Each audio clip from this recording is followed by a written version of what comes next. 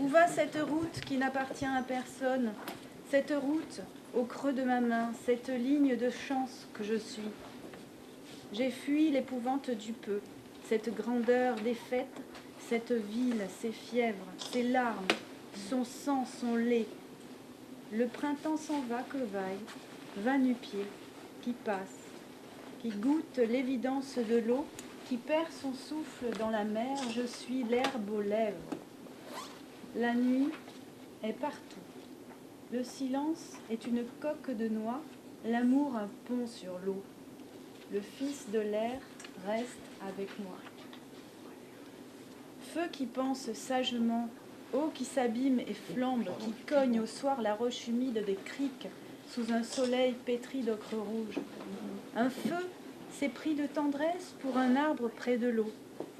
Quelle est cette ardeur douce amère, cette ivresse? Une conquête. Le feu et l'eau s'aiment, je le sais, ils me l'ont dit. Feu jouisseur qui se recueille près de la mer en furie, ils mentent. Comme sang, qui foudroie feu, qui coule et sève, le feu est l'eau, et je suis leur fils. Mon nez, à la vitrine de Noël, la buée m'empêche de voir la transparence. Ces merveilles. Ça, c'est pour La buée. vous. Pierre Landet. Merci beaucoup. Merci. Et en espérant qu'on se reverra vite alors donc pour tous ces projets de poésie. Le monde des revues est envahi de revues spécialisées. Et pour moi, c'est quelque chose qui était au départ quelque chose de difficile pour la transmission des savoirs. En fait. On est dans un monde où nous sommes pris dans un étau. Alors d'un côté, on a l'ultra-vulgarisation médiatique qui met tout sur le même plan. La météo, le résultat du match de foot, le crime de guerre, l'attentat terroriste, et puis le fait divers au coin de la rue. Enfin, tout ça est mis sur le même niveau. Et ça nous est livré en pâture, journalistiquement parlant, sans aucune hiérarchisation dans la valeur des informations qui nous sont données.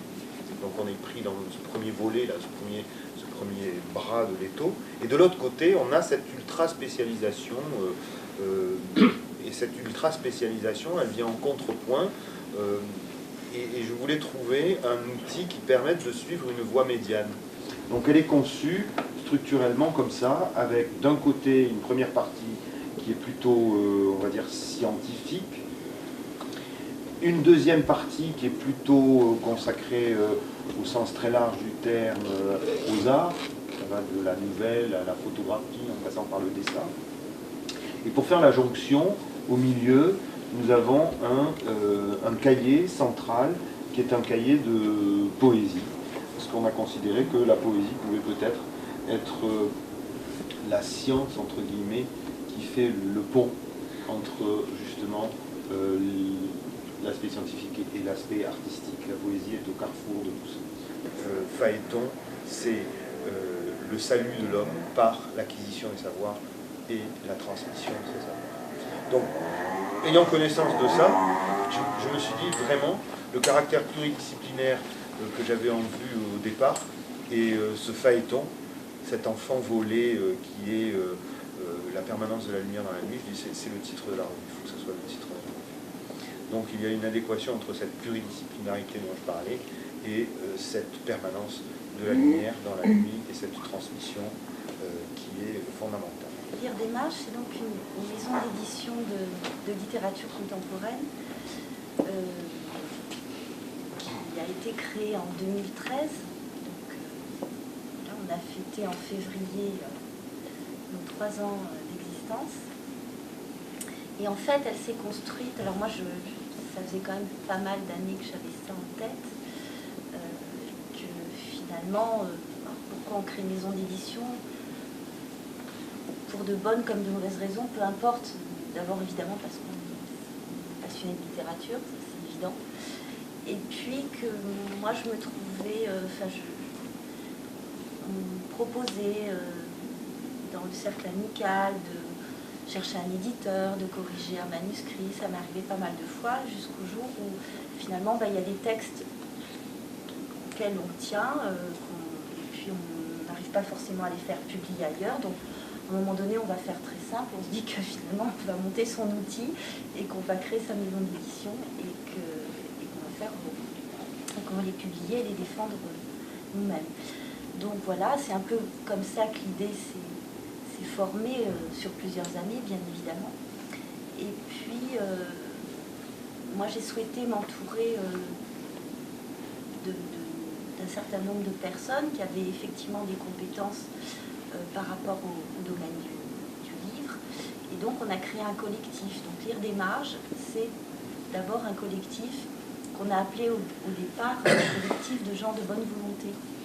Parce que je crois que pour faire ce travail-là aujourd'hui, et sans doute depuis très longtemps de toute façon, il faut beaucoup de bonne volonté, ça c'est évident.